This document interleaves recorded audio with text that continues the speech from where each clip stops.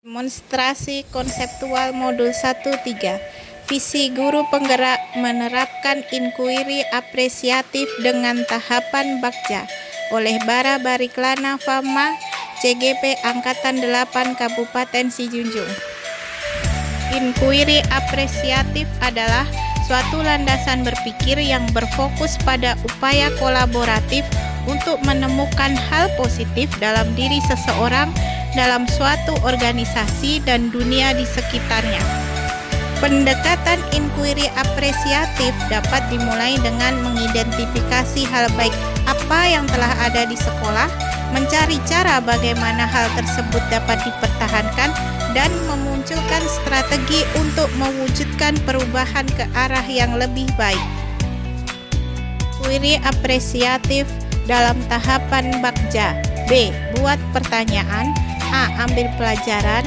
G. Gali mimpi. J. Jabarkan rencana. A. Atur eksekusi. Misi guru penggerak: terwujudnya peserta didik yang terampil dan berakhlak mulia sesuai dengan profil pelajar Pancasila.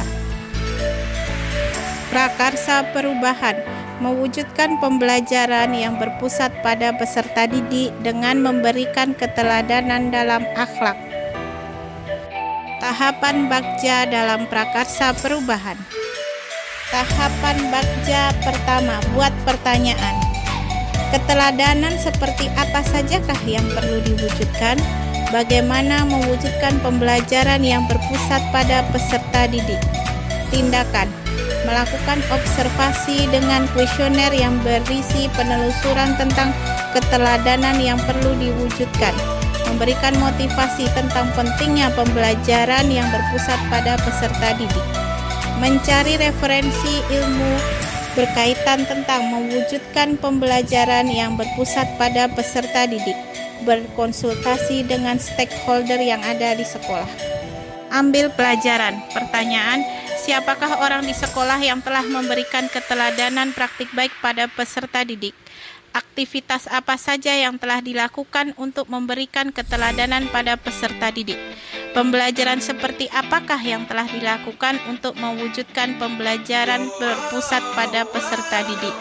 Tindakan: melakukan kolaborasi dengan orang yang telah memberikan keteladanan praktik baik, melakukan observasi dengan menyebarkan kuesioner penilaian diri sendiri dan teman sejawat, berdiskusi dengan rekan sejawat, mengidentifikasi langkah-langkah merencanakan pembelajaran yang berpusat pada peserta didik.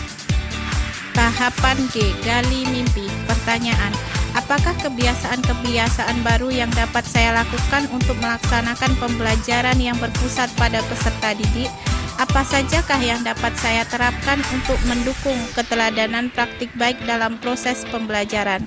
Tindakan: memilih dan menentukan strategi pembelajaran yang berpusat pada peserta didik, menjadikan proses pembelajaran sebagai tempat menerapkan praktik baik, membuat daftar kegiatan praktik baik untuk mendukung proses pembelajaran, berkolaborasi dengan rekan sejawat, orang tua, masyarakat dalam praktik baik.